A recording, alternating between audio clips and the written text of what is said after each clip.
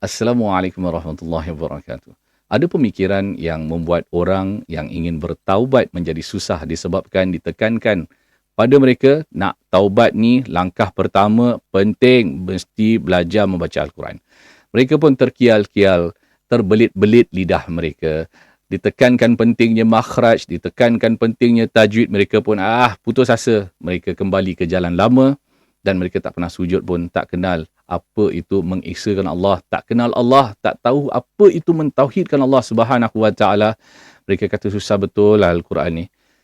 Ada orang yang dah pergi haji pun tapi tak kenal huruf. Ada orang yang solat pun tak tinggal tapi tidak pernah dan tak tahu bagaimana untuk membaca Al-Quran. Ini kan pula orang yang tidak pernah solat, kita paksa mereka, kita buat mereka rasa berjauhan daripada Allah Subhanahu Wa Taala. Sedangkan kita tak faham apa itu Al-Quran, apa matlamat Al-Quran diturunkan. Kita tanya diri kita, jahat tak kita?